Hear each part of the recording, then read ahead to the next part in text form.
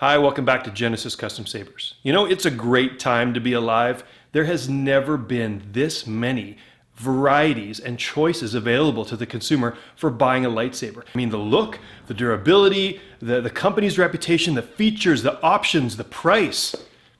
But there are a few other things that you may not have thought about to consider when purchasing your lightsaber. And let's be honest, this is a big purchase. This is something that's important to you. And while I would love to sell you one of my lightsabers, it's really important to me that you are happy with your lightsaber purchase. All right, the first thing that you might not have considered about buying a lightsaber is the weight, how it feels. Now, we want these things to feel real, like a real weapon, to have some heft when you pick it up. It's all about the realism, all about that immersive experience. So this is one of my lightsabers. This is a Creed. Most of my sabers are about 15 ounces, about 425 grams. Now I know that for some dueling groups, they actually have weight restrictions, which you might need to pay attention to as well if you plan on joining a dueling group. So when you pick up the saber, does it feel real? Does it feel cheap? Does it feel plastic? You can look online, ask around, get some advice about that. When the blade is inserted, a saber should balance right ahead of the hilt on the blade, somewhere around there, so that it feels real and you got a lot of power and a lot of flexibility and a lot of control when you're using it. And of course you can control that balance point by the length of your blade. So you might want to get a saber that you can get different lengths of blade for. Most of these blades you can buy a variety of different places, so you can get lots of different blades and try them out in your saber.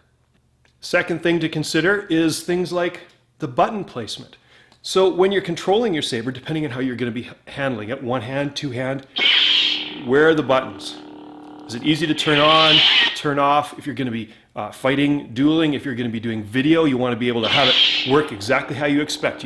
You want to be able to find that button to be able to do those special features really easy without having to look at the saber. Because if you're shooting a video and you're constantly doing this, that's not going to work. Button placement's important. Also consider button placement in terms of your grip. Is the button in the middle of your grip? Is it somewhere you have to move your hand a lot to access the button? These are things you might not have thought about. Another thing that you might not have considered is the size of the saber. It should be really easy to read up in the saber's description wherever you buy it from, what size it is, the dimensions of the saber. Just for some scale and some examples, I've got 4 of my sabers in the middle. I'll go through some introductions here. This is a replica Graflex from the film. This is an orbital machining Obi-Wan Episode 1, widely regarded as the most accurate of the Episode 1 Obi-Wans out there. Of course, we've got my bat axe, my Creed. This is an old test vector. You can tell it's all dinged up, and this is actually powder coating. The new ones are anodized, like this new Ascend. Now, the sabers, you know, obviously the size is going to matter depending on the size of your hands. I've got fairly large hands. Some people like really small sabers. When you're thinking about film accuracy, and this is the reason I've got these 2 sabers here, is the grip of the Obi-Wan, the original, it's very small. The grip of the Graflex is a really large grip, actually. It's a very heavy diameter. So generally I think sabers should fall in between kind of what we see in the films, but also, you know, it matters how it feels in your hand. The bat axe is generally my largest diameter grip, much smaller than the Graflex, bigger than the Obi-Wan. My Vector is my smallest grip. Again, you can see the dimensions on the website. And the Creed and the Ascend are kind of like a middle range grip saber. And the final thing that you may not have thought of already is the ease of the use of the saber. So, for instance, does the saber have a recharge port? Does it have a removable battery? How easy is it to get access to the battery? Is it going to cause you a lot of problems, or is it going to be really easy to pop the battery out, put a new one in, and get back in action?